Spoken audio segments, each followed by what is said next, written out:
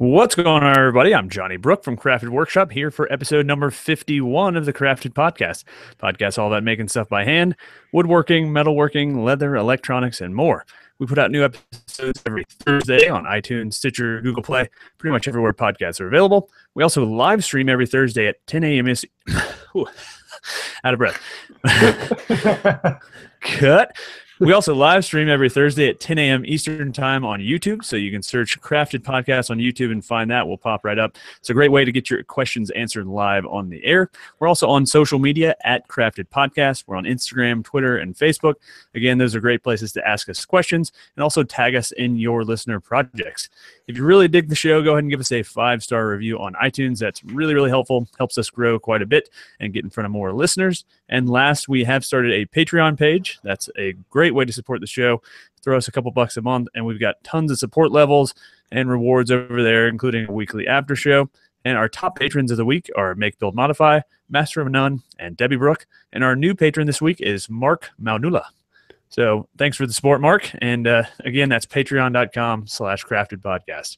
All right, let me go ahead and introduce my co-host. As always, I've got James Wright from Wood by Wright. What's going on, James? Oh, I am so good to be here. This is a pleasure for me. All right. Going Russian today. That's pretty good. And I've got Zack Herberholz from ZH Fabrications. What's going on, Zack? Hi. keeping it simple and classic. Absolutely. Nice. Awesome. Well, cool. Well, I guess we missed last week, so apologies to everyone out there, listeners. That was Johnny's fault. So it was all my fault. All my fault. I was out in California with Chris Salamone. I was actually in the air when we were supposed to be live streaming last week, so I just kind of had to miss that one. But had a great trip out there with Chris. I guess I'll just go ahead and kick it off, talk about that. We haven't. We somehow managed to not bring that up earlier, so I'm curious. It's always good when we talk about things before the podcast, so that they're nice and fresh and new. Yeah, I haven't really talked about it with anybody besides, like my wife or, people in my personal life. So yeah, it was a really fun trip. Was out there Thursday through Monday. And so we built this, I guess I'm going to go ahead and spill the beans. So we built this modern platform bed out of plywood. Really, really cool design. I'm excited to see how the video does. I think it's going to be a real winner. It's got this really interesting backlit LED headboard, and we kind of cut out this pattern in the headboard so that the light kind of shines through the center. And there are 2 individually controlled LED strips with switches on either side on the edge of the headboard, so you can kind of modulate the amount of light. Really cool project. It was like 7 sheets of plywood, so lots of ripping and cutting strips to length and lots of gluing. But we basically created finger joints by having staggered lengths of plywood. It was actually kind of similar in concept to the build we did in Oklahoma. So it was a lot of fun. Chris is a super nice guy. Had a great trip out there. We actually did a quick little meetup on Saturday night. Had a handful of people show up for that, and this cool little craft beer bar in the town. It's just outside of LA where Chris lives. And it was interesting. It's always interesting to go work in other people's shops. I think for me, it really makes me appreciate the stuff I have, because Chris's shop is probably like a fifth of the size of my shop, and yet he still produces this amazing stuff. So it really makes me, remember how lucky I am to have what I have. And I feel like my shop is about a fifth the size of Chris's shop. I doubt it, man. His is probably like a 1-car garage. It's pretty tight, man. He makes it look bigger because he uses this zoom lens and literally films it from like 60 feet away, and it kind of flattens everything out, and I think it makes it look a little bigger. But it's pretty tight. But he's got all the essentials, and it was pretty easy to work in. So, and it was also different because he essentially relies exclusively on natural light, because he gets so much light in there because he keeps the garage door open. That's one benefit of sunny California, is it's just perfect sunny every day. So whereas I'm in a below ground garage basement and have very little natural light at my disposal. Trees so right outside the door. Yeah, trees, and the sun is always on the opposite side of the house. So that's not part of my not part of my workflow, but I can see how he gets such nice looking videos, because man, there's nothing nothing better than a little natural light for sure. So, but yeah, it was a great trip.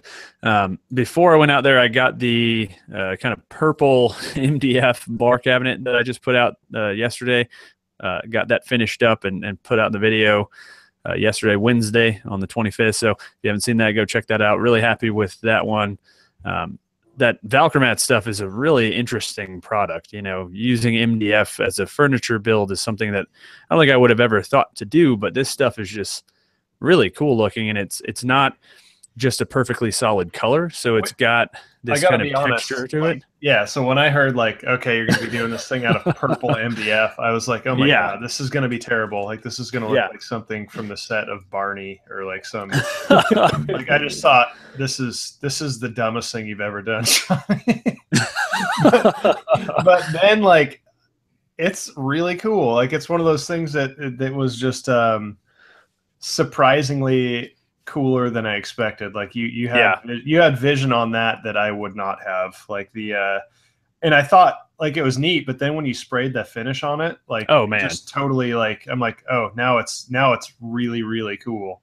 Yeah. Like, it really reminds me of like in the 60s, they used a lot of like metal flake and stuff on paint, like old choppers and stuff. And it kind of, although there's no metal in it, it has this cool like kind of sparkliness to it, and the clear coat just like made it pop. It looks awesome. It brought out a lot of depth, and it kind of like toned down the purple a little bit. You know, I used Endurovar, which has got like a slight amber kind of tint to it, so I think that really, had I gone with something like, you know, like polyacrylic or high performance, something that's like just totally clear, I think it might have been a little too like purpley, but I think the Endurovar just warmed it up a little bit. And all those, because I guess there are just some parts of the wood that don't accept the dye, I guess. And so there's all these little flecks of undyed, you know, kind of natural colored wood.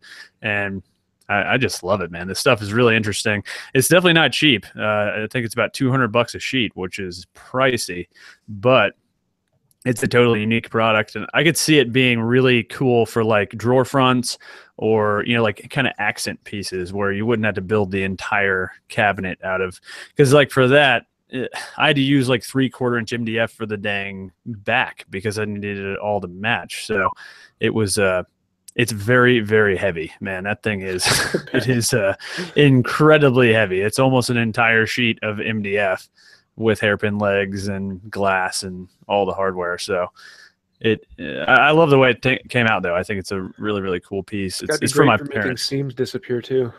Oh man, like you can almost not see where the like rails meet the stiles on the door. It's really pretty neat, especially because I made like a little, you know, glue and sawdust wood filler. Yeah. So my question is, I remember I heard a while ago that like, and maybe it has changed, maybe it hasn't, but I've heard that MDF, they're using a better glue so that like if you spill water on it, it doesn't like self-destruct. Puff up. Yeah. I don't know if that's true or not, but I come from the age of where like you dump water on your bookshelf, and if the veneer is peeled off in the corners from the cheap furniture that you bought and water gets in there, like it just self-destructs. Like you'll come back. I always associated that with like particle board, not necessarily, because I feel like the substrate of like a lot of the crappy furniture we had growing up was more like bigger particle chunks, you know, like a traditional particle board rather than like a compressed sawdust like MDF. But I mean, I think either way, I think you're right. So it's funny you bring that up. So in addition to this sheet of Valcromat, this Trinity Innovations company shipped to me. They shipped a sheet of this stuff called Tricoya, which is a outdoor rated MDF. Which just wrap your head around that. Yeah, it's got a hydrophobic glue or something like that that keeps it from absorbing any water. So I think I'm going to build like kind of a lattice work privacy screen for my parents' porch. And I think that's going to be really neat. Either paint it to match or just leave it natural. It's kind of got this nice kind of beige color to it. And I don't know, man. I love finding new products like this that like most people didn't even know existed. Like I'd love to do some stuff with bamboo plywood because I think that stuff is really gorgeous, and it just adds this textural element or, you know, kind of distinct look that brings it out from the normal, you know, hardwoods or hardwood plywood. options that you have traditionally. So, yeah, excited to work with that stuff in the future. But that's most of what I've been working on. Starting on the assembly table today. That's going to be a big build, but I should have that done by next week. So, what about you guys? Who wants to go next? Zach? It's like every week. It's like, what have I been working on? No, that's a good question. I just always assume somebody else is going to go before me. So, well, James was out of his chair, so I figured probably should go with you. I'm having a side chat with William Walker currently. I was listening, but nice. Nice. Let's see here. Where's my thing at? Where's my list at? I wrote some things down. I know I did. We're on the what we're working on, right? Yes, we are. No, we're on what we're watching. The show's over, man. Where have you been? So yeah, this has been, I said it earlier when we were talking, but this week, I don't know what's going on. Like both my wife and I and everybody else I've talked to, I feel like the days are like 5 hours long.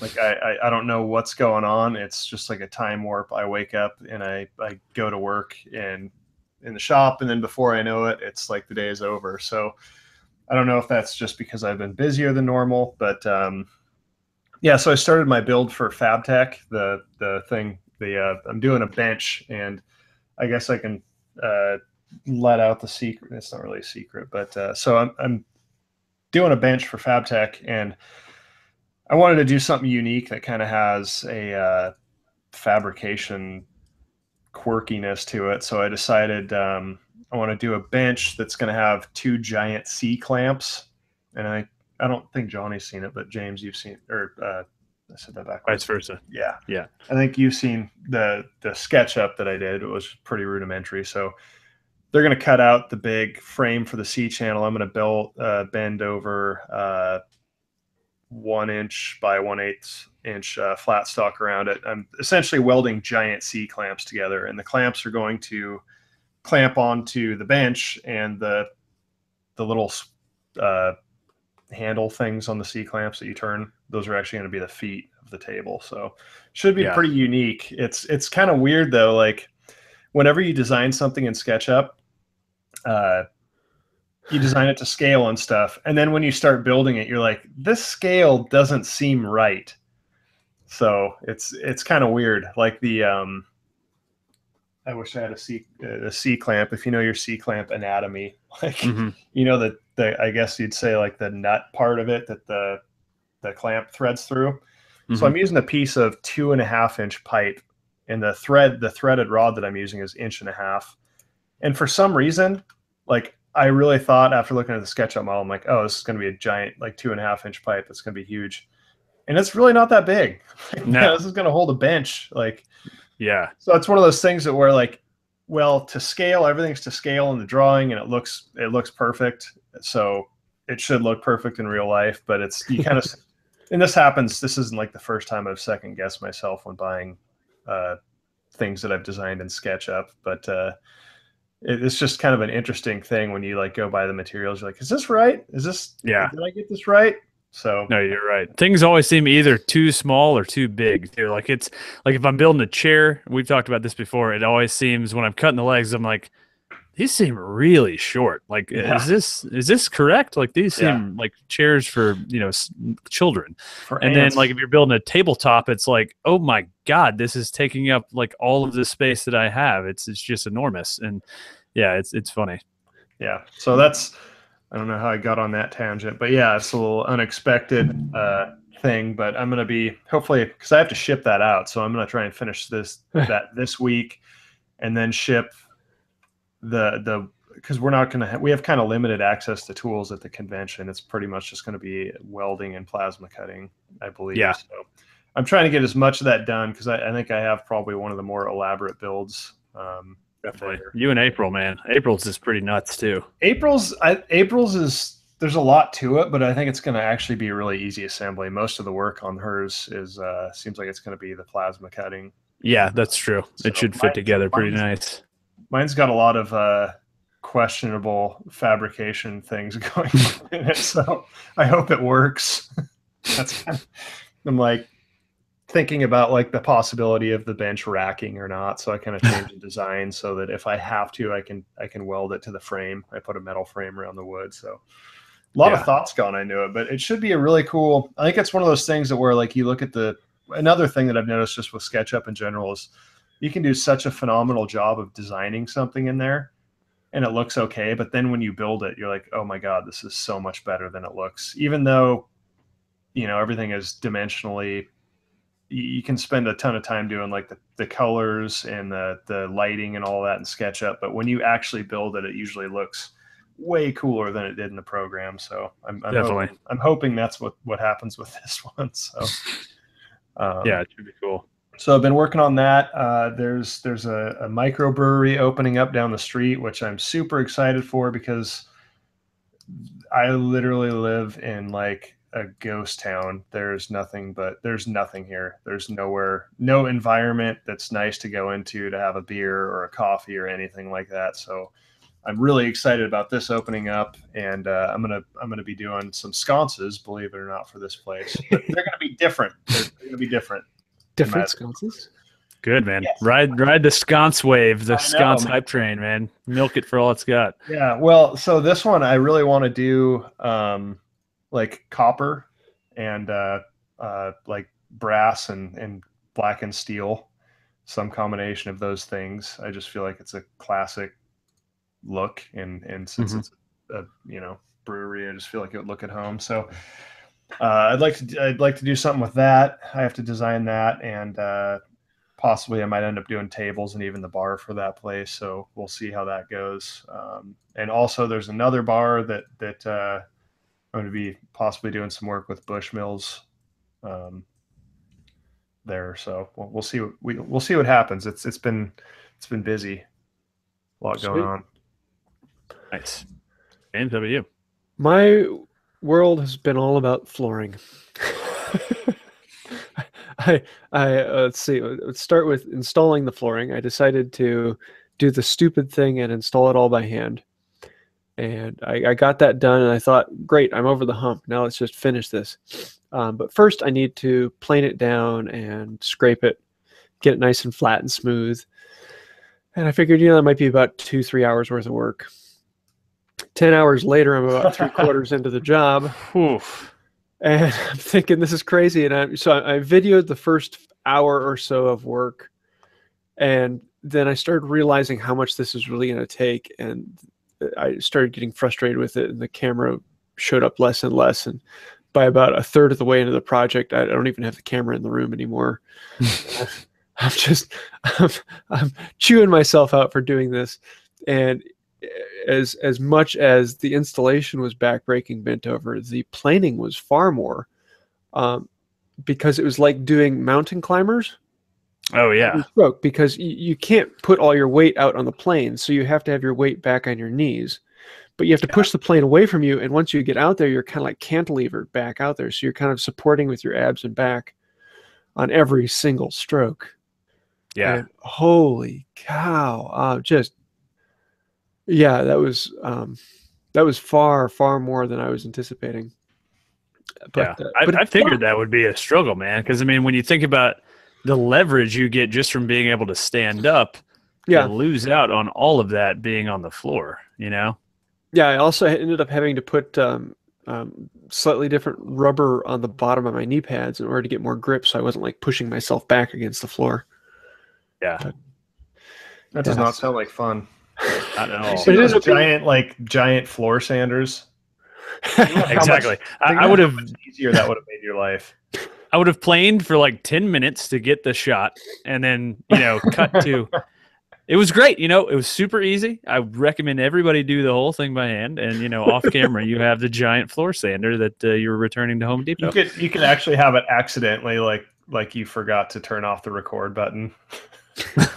Yeah. Or me playing card got corrupted sander in the corner, and yeah, have like digital scrambling and then like a quick clip of you using the floor sander. Yeah, that would have been that you're crazy, man. But all that being said, it turned out awesome. I mean, the floor looks great. Yeah, I mean, if you've ever been out shopping for hardwood floors and you find this flooring that's called hand scraped, and it's got like these grooves running down it. Oh yeah, that is not hand scraped. Yeah, it's machine scraped, But even machine then, texture.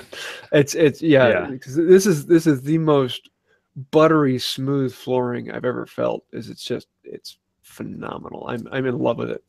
But yeah, once all that's done, then it's the finishing process.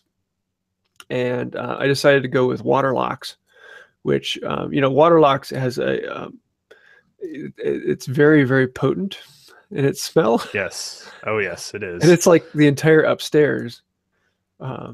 And so I either put it on when my wife is at work, because it's really the worst for like the first 2 hours or so when it's wet and really heavily curing, or I wait until she falls asleep and then I put down a coat. Yeah. So they have a low VOC version. I was wondering if you had looked into that at all, since you're doing it inside your house. I thought about it, but honestly, it does not affect me at all. At all, Yeah. It doesn't affect me at all. And yeah. So I actually like the smell of it. I really enjoy the smell of water locks. That's terrible for you, man. It's like harsh chemical fumes. I mean, so what I ended up doing was for the first coat, the really thick one where I wanted to put a lot on, it was warm enough that night that I opened the front door, opened the back door, put fans, so it was circulating through the upstairs, and then I closed off all of the cold air returns in the space, and then hung sheets to basically seal it off. So you really couldn't smell much throughout the rest of the house. Yeah. And so that wasn't as much of a problem. But then for the second coat, temperatures here dropped to 30 degrees. Oof. So it's like, well, we're going to do it, but that room is sealed. Yeah. So I wake up in the morning and I'm like, I have to be the first person out to open up the doors and just flush the air through the space quickly. Man, that's nuts. Yeah, I finally got the fifth coat on last night. So it's weird. Like, I feel like if you do this kind of stuff for a living, you start to like get these like associations with the smells of the chemicals that you start to use, which isn't good, because I feel like when you thoroughly enjoy what you're doing, you just maybe subconsciously start to like associate these smells with happiness. Oh yeah. So because that moment when finish is going on is usually like a really awesome moment, like that's like the swing moment. On this floor was just incredible. You get like this Pavlovian response, like seriously. Yeah, like so like denatured alcohol. Like I always used to hate the smell of, like vodka and alcohol and stuff. And now like if somebody I smell vodka and I'm like, oh, shellac. Paste wax. Finish. Yeah, paste wax is one of my favorites. Like mineral spirits, even like turpentine. I love the smell of turpentine. It's probably not healthy, but it is what it is. Funny. See, I'm like obsessive about wearing the respirator with organic cartridges whenever even if I'm doing like water-based finishes. And so when I was out in California with Chris, we were applying Armor Seal, and I didn't bring my organic cartridges with me. I'm like, man, this does smell pretty good. I'm like, I've missed it. You know what I mean? It's like, it's where have you been? Delicious. Because you like when you're wearing those cartridges, you can't smell. Yeah. There is no smell. It's actually pretty amazing. But like I've gotten terrible headaches and lightheadedness from especially if I'm applying spray paint just out of the can. That stuff will wreck me. So the worst is, man, lacquer thinner is like so brutal. I remember before I had a mask, like I was doing airbrushing stuff, and when I was shooting a clear coat on it, which is lacquer thinner and just spray lacquer. Yeah. Like I would spray it, hold my breath, and run like 20 feet out of the garage when I could barely hold my breath. Because it was like, it's one of those things that like when you inhale any sort of lacquer thinner, like you can feel yourself dying a little bit. Yeah. Like every breath you're like, that was it's bad. Not good stuff. Yeah. I've done one can of rattle can spray lacquer. It was like a Balin or whatever product, and looks awesome. Used it on my the Nelson bench thing that I built, but it stank up not only my garage, but the entire like finished basement that shares a door with my garage. It was like I couldn't even watch TV downstairs because it was like that just ridiculous fume. It was Yeah, I'm good on lacquer. I'm really liking the waterborne stuff because of that, because there's like so little fumes. Yeah, urethane reducer's brutal too. Like when I shoot primer on my truck, like that's it's this weird kind of like cloying, like sickly sweet smell that like doesn't necessarily smell bad, but it like I remember spraying my truck and I took my dog for a walk around the block and I was a solid block away from the house and I could still smell it. That's funny. Well, the good news is hopefully on the next podcast, the cabinets will be installed, and if all goes well, the countertop and sink will be in, and I'll actually have a functioning kitchen, and I can remove the refrigerator from my living room. Nice. There's just something about a refrigerator sitting on carpet that just doesn't make you want to eat anything out of it. Yes, I could see that. That's put it right next to your recliner. Yes, yes. Would be convenient. Does anybody have recliners anymore? I don't. I do for the theater. I feel like they've kind of like fallen out of fashion. I don't think there's such a thing as a good-looking recliner. I think that's why. Although, actually, my parents have one from like Room and Board or something. It's like solid walnut arms and legs with this like really nice kind of subtle, padding, the upholstery on it. There's some good like Morris style recliners, but I feel like that's something from like a, like everybody has a grandpa that like had their recliner that like nobody else could sit in because it was theirs. Yeah, and I feel like your whole house has to kind of be that Craftsman style, or else a Morris just sticks out because that's an intense chair. You know what I mean? It's a really cool chair, but it's visually it takes up a lot of, I think, like a lot of space almost. Mm-hmm. Yeah. I'll send you I'm going to put a link to this recliner I'm talking about. It's actually quite nice. I'll throw it on Facebook and you can put it in the live chat because I like it. And it's very comfortable, which that's usually the thing. You have to sacrifice comfort for style with a lot of these things, Cool. Well, sorry, did I interrupt you, Zach? You good? Yeah, I don't think I had anything else. Oh, I did put out a new video. The man, the industrial shelf. Yeah, that was good. I always forget to bring those up when I put out videos for some reason. It's kind of important. That thing is, so the guy's going to come pick it up, I think, this coming Monday. And it's so heavy. It is, I think it's heavier than the desk I built for him. Wow. I don't know how. I have no idea how. It's like, I bet it's almost 300 pounds. Like it took every bit of my strength to like lift that thing up from its back to its front. Like I hit like the 45-degree mark and I was like, this is it, man. Like I'm either going to get this degree or it's going to come crashing down on the floor.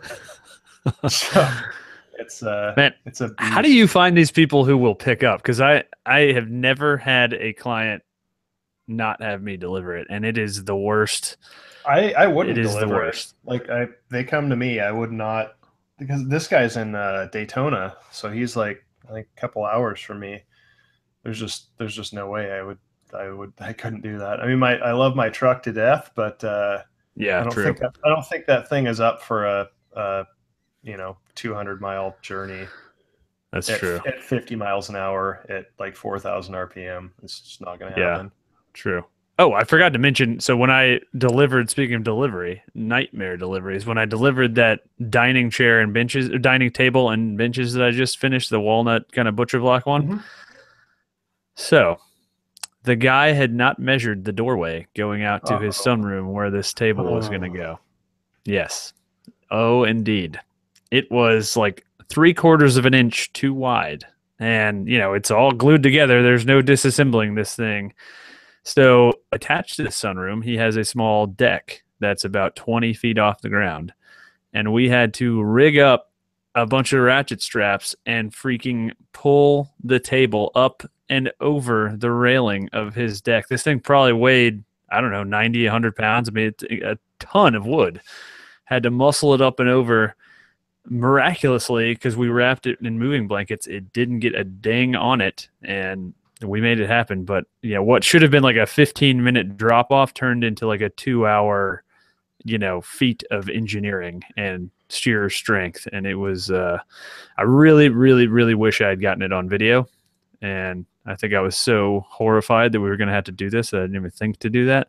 But it was no good. That was I think that was not a fun moment. That would be a good show topic, is just like nightmare deliveries. But I don't think I've really had any. I think everything. Yeah, that's the worst I've had. I've had a few close calls, but I don't think I've had to. I used to deliver appliances for an appliance store in town. Oh man, there were a lot of fun stories with that. Yeah. That organ cabinet I built, I guess, almost flipped out of the back of my truck. It was so tall and heavy, like at its, top heavy.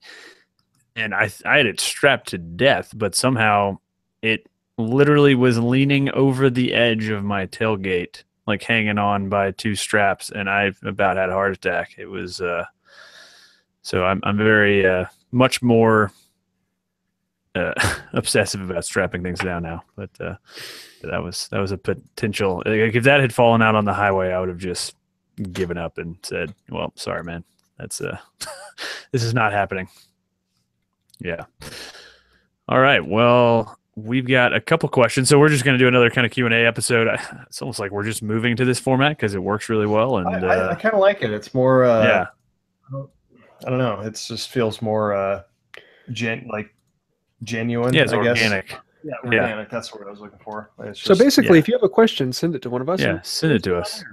Yeah. Yeah, either DM us on Instagram or message us, send us an email through the contact form on the website, whatever, and make it happen. All right, cool. So first one from, I think it's Jonathan again. I don't know that I'm still pronouncing that right, but hopefully I am. And his question is, how do you make sure you aren't bringing bug-infested wood into your lumber storage collection? They can be so small you can't even see them. And yeah, that's definitely a concern. When I bought all that air-dried walnut off of Craigslist, I was worried about that because, it wasn't from a lumber dealer. It was just from, I guess they were like some sort of woodworking shop. So it was better than like some dude in his, trailer out behind his, double wide, but it still kind of freaked me out because it hadn't been, kiln dried to kill the bugs. But what about you guys?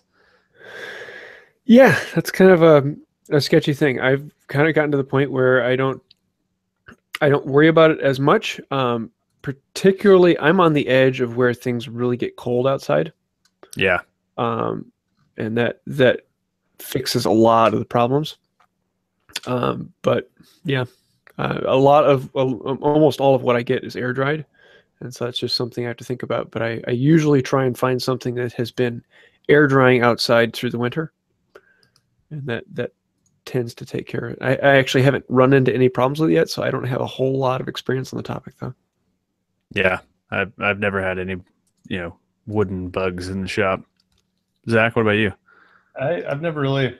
It's never been an issue, so it's not really on my radar of things to worry about. But I don't know. I feel like it would have to be really bad to cause the amount of. I guess I don't do fine woodworking. Like, I feel like. Like if there's bug marks and stuff in it, like as long as I can get rid of the bugs, it's not really a big deal. Adds to the character. Yeah, so it hasn't really been an issue for me. This is coming from the guy who has like all of his metal right next to his sprinklers on the side of his house rusting. So like you can see when I put out the video for the Fabtech build, like I pull this 2-inch angle iron off the side of my house and it seriously looks like it came from the Titanic. It's like, and then like I took a wire wheel to it and it looks awesome. Like it looks like it was made in the like 1500s or something. It's just, you just kind of adapt and make do with what you have. That's my kind of philosophy, I guess. Yeah. All the wood I have, there's very little lumber here that doesn't have bug holes in it, but I've never had any problem with the bugs. So. Yeah. I think knock on wood, all of us, because that's a good problem not to have. Because that would be a pain. That would make me super stressed. If you figured out how to word it correctly, you could probably sell it for more money. Yeah, I do know reclaimed barnwood. I do know of one guy who has his lumber storage. He bombs it once a year, just a bug bomb, but I don't know how well that works or not. I just know that's what he likes to do. Yeah, that's not a terrible idea. I mean, most of the lumber I buy is from. I don't really buy that much lumber, first of all, but most of the stuff I buy is from, like hardwood dealers. And I think for the most part, that stuff's all going to be kiln dried. So at that point, I don't really worry about it. So, you guys know of beetle kill pine? You heard of that? Oh yeah, I've used some of that stuff before. It's really cool. It's super That's what cool. a tree in my side yard died, and it had all that kind of color, like that wild color that it gets from the beetle kill pine. It was really cool. Yeah, I think it's cool looking. It's kind of, I guess it's a really big problem though. Like it's really screwed up it's the huge. forest. But it's makes for some really cool looking lumber. So it does. It makes pine look awesome. Yeah, if you guys aren't familiar with that, punch in beetle kill pine and Google and it's like a bluish kind of tone. Blue-gray. It's really neat. Cool. All right, Scott Curtis. He's having his kitchen renovated, and they're replacing the 1950s 2.5-inch wide oak flooring, and he doesn't want to throw it out. Any ideas what it could be repurposed into? So sure, go watch Paul Jackman. Turn it into pallet. Yeah, exactly. I mean, if it's tongue and groove, then you can either just reuse it as like tabletops and kind of get a interesting look. I've seen so many restaurant tabletops made out of tongue and groove flooring. I don't think it's actually that practical because I think crud gets built up in the tongues and groove, and when you wipe down the table, you'll get nastiness down in there. But you could also just rip off the tongue, and probably don't really need to rip off the groove, I guess. I mean, but yeah, I don't know. What about you guys? Yeah, I mean, most projects that I work on have sticks that they need that are 3/4 by 1 inch, 3/4 by 2 inch. Most all projects in any casework, you're going to have these thin strips, and it's great use for that. Just mill it down to the dimension you need. Just treat it as rough lumber as opposed to finished. Yeah, that's I was going to say the same thing. So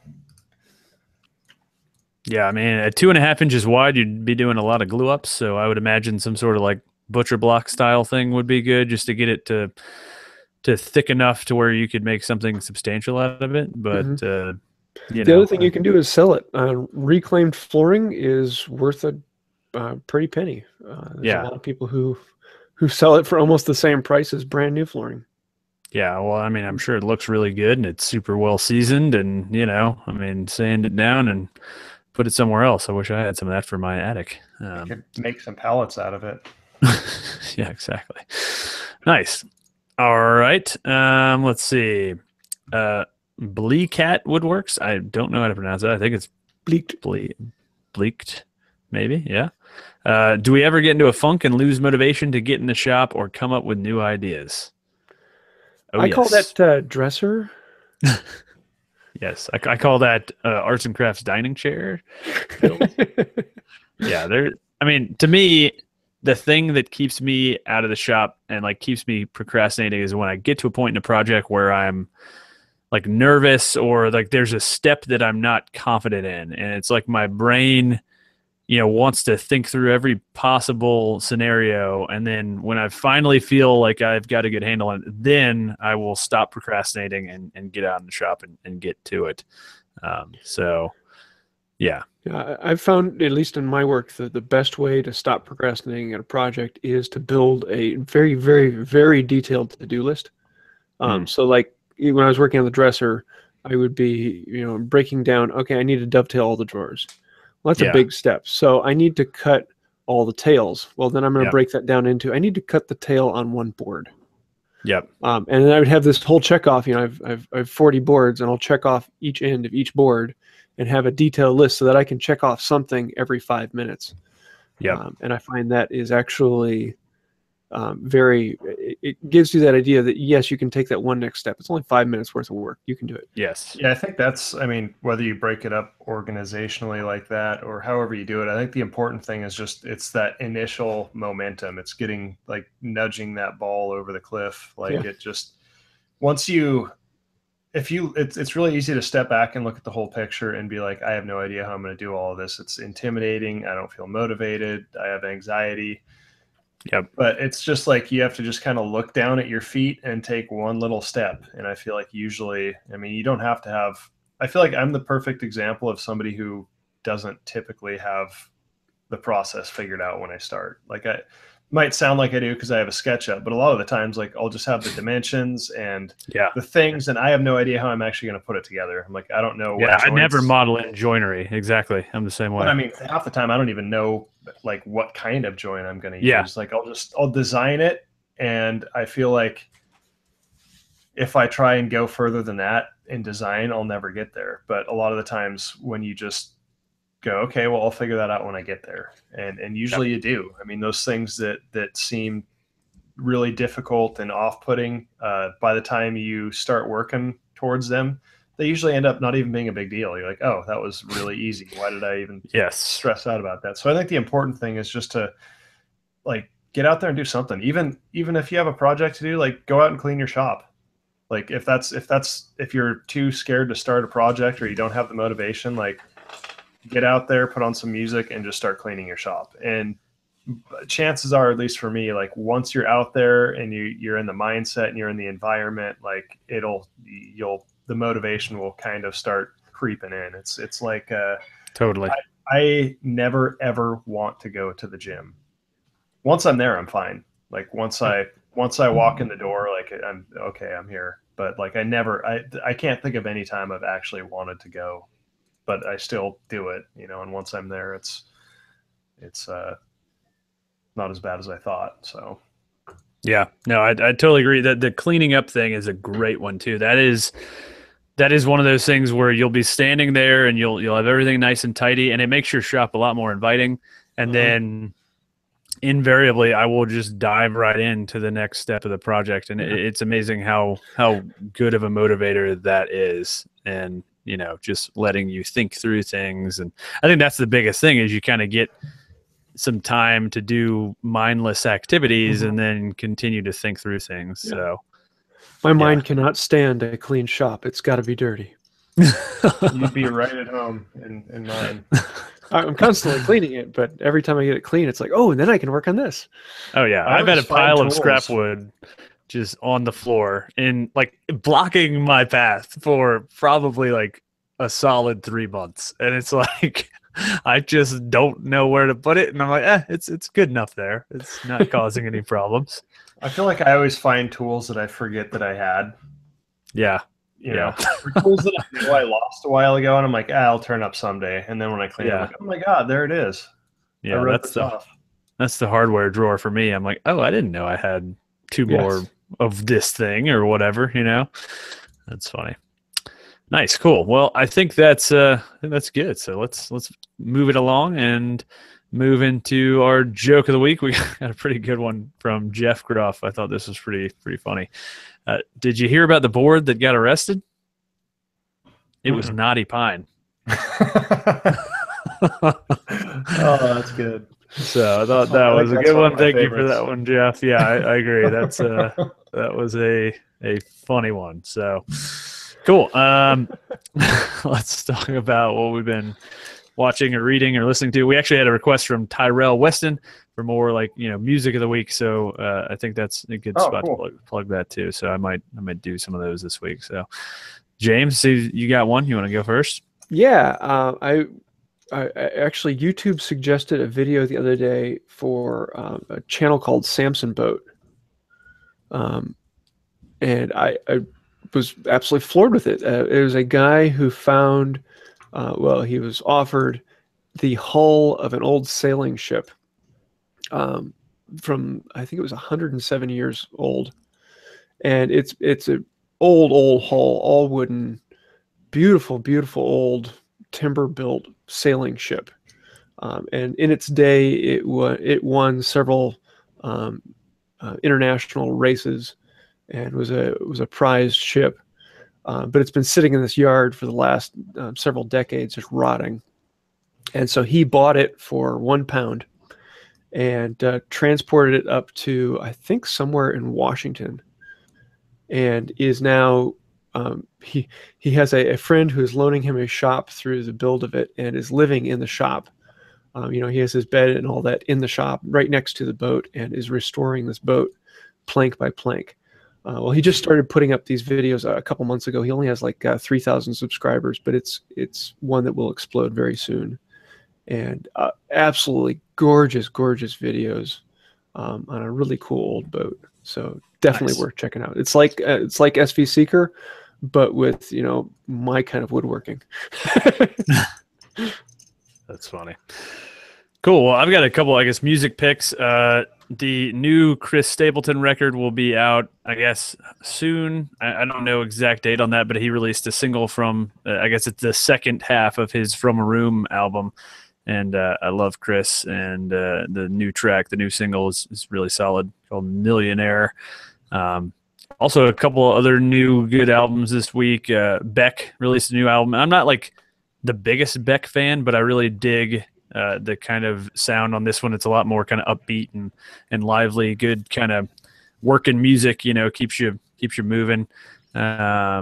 New St. Vincent album, which again, not been a huge fan of theirs in the past, but I'm enjoying that one. And my last pick would be a new Fortet, TET album. He's like a kind of ambient electronic. Really, really like his stuff. Great for like if I'm like writing my voiceover or like working on a blog post or something where I still want to be able to like think and not have a bunch of lyrics like blasting at me. Really dig him. So those are a couple picks from me. Zach? So I've been doing a good amount of reading lately. I've read a few books. Some of them aren't worth mentioning. And typically I'm not a big like Malcolm Gladwell. I feel like people are obsessed with him. I usually think he's kind of, well, he doesn't really do it for me, but I read a book that he wrote called Outliers, which was really interesting. And it's kind of about the story of success, I guess you'd call it. Like it's not like a self-help book or anything. It's just kind of he takes all these different people who are successful and he talks about like how they got there, like what events and what opportunities, and essentially it kind of boils down to is it's a combination of hard work and really good luck. Like all these opportunities have presented themselves to these people at good times. It was an interesting read. I read it in a couple of like about 2 days. So it was actually an interesting book. As far as music, I wasn't prepared. But since I've been reading a lot, I've been listening to kind of what you're talking about, like the ambient sort of almost like, I guess you call it trip hop. I'm not really like a hip hop or R&B person, but I like some of the stuff like Grammatic, Gramatik, Fortet, like you said, is good. Chinese Man is really good. Some of RJD2's older stuff. That's really good stuff that you can just, like you said, I can't read if there's lyrics. Yep. And I want something that's just kind of quiet. Also, Duke Ellington, of course, is unbelievable. If you're into old jazz stuff, it's hard to beat. Oh yeah. So, yeah, that's it for me this week, I guess. Nice. Oh, there's one more album I want to throw out. Oh, so Chad Lawson is his name. Actually, William Walker has used some of his stuff in his videos. I guess he reached out to Chad. So he did this really great Chopin double album a while ago that I've really enjoyed. And then he just came out with an album called A Grave Mistake. It's kind of like, it is classical, but not, you know, your kind of snooty classical, I want to say. It's much more kind of relaxing and it's really well done. And I dig it. And again, it's another one of those great kind of writing music, or you know what I mean, something where you don't want a bunch of lyrics in your face, because I am a huge hip-hop fan, but hip-hop is just about the worst music you can write to, because it's just you know, it's people talking at you basically. So yeah, cool. Favorite tool of the week, James? I see you got one. Yes, the 9-inch foam applicator pad. It's stupid simple thing. I was doing the finishing on the floor, and you know, I was originally planning on just using, like I normally do with water locks, is using a wool sock and rubbing it on. But then I was going through the store and I saw these, you know, they're designed for painting to give you a really smooth, clean surface. And they're a foam pad with thousands and thousands of these tiny micro hairs on the bottom that absorb the material and allow you to put it on smoother and longer distances. And I thought, I'm gonna give that a try. And I have fallen in love with it for big flat surfaces. It is now my go-to applicator for water locks and oil finishes. It held onto it beautifully. Really nice, smooth application of the finish. I think other than spraying, it is my favorite method of doing it now. So yeah, those cheap 9-inch foam applicator pads. Booyah. Yeah. Nice. Mine is, so when I was out with Chris, we used these screws to kind of hold together the finger joints at the corners of the bed frame so that, because beds need to be able to be taken apart. So I used these same screws on my DIY sofa build, and I just love them. So it's Fast Cap, one of their products. They're power head screws, and then the flush mount drill bit. They kind of go together. And so these power head screws have like a screw head like the size of a dime, probably, maybe even a little bigger. And so they have a really wide kind of surface area to keep them from pulling too much through the surface of the wood, and gives them a ton of holding power. And then this flush mount drill bit is perfectly sized to countersink these heads right below the surface. So either you can leave them exposed and add kind of a nice clean, fastener look, or you can use Fast Caps, which is what the company is, kind of founded on, these little peel and stick caps that match whatever type of wood or, whatever the top surface veneer is. And just an awesome product. I just love the way it works, and they are really, really strong. So, yeah, definitely check those out if you need some sort of, disassemblable type of joinery, because they're super clean looking. That's what I love about them, man. If you drill the holes in a precise place, it like gives it this really nice look. So yeah. Zach? I'm gonna go with the Dremel tool. I think I've probably mentioned that a long time ago, but I had to bust it out the other day. And there's just times, like, I don't use it very much, but there's times when it is the only right tool for the job. Like it's the perfect. I mean, especially with like, I mostly use it when I'm doing metal stuff and I need to like grind out little tiny spots or little tiny holes, or enlarge a little hole or something. And sometimes it's an invaluable tool. So yeah.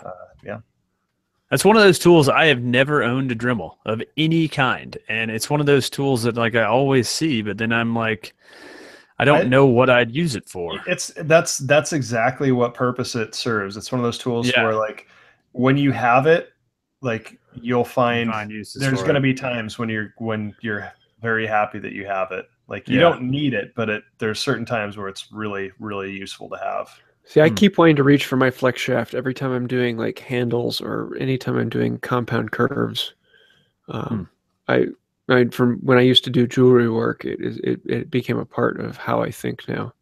Yeah. Well, once it fits into that methodology, it's those rotary tools. I know they're great. Like my Grant, the pipe maker who was on here a while back, he uses them like crazy. He has like 4 of the kind of long, I guess the flex shaft ones, the rotary tools, and he's got everything on there and cuts so much, like all the little stem, like the little mouth holes on the stems and all that kind of stuff. So, it's interesting. I think I should probably hit them up and get one just so I can, add it to the flow. So, yeah.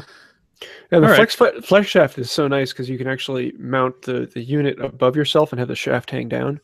So if it's something you're sitting at a table, it doesn't take up any space. Yeah, nice. All right, cool. Well, I think that'll do it for this week. So thanks to everybody for listening. Hopefully you enjoyed the show. If you did, consider giving us a 5-star review on iTunes. That's super, super helpful. Or supporting the show on Patreon. Throw a couple bucks there and help, keep the show going. So again, our top patrons of the week are Make, Build, Modify, Master and None, and my mother, Debbie Brooke. So we are, we're also working. We're almost to the threshold where we're working on merch and shirts and stuff. So we're actually going to pay for a graphic designer and stuff. So if you guys do want to support us, if you want some merch, help us out on the Patreon, and we'll get some merch out to you soon. Cool.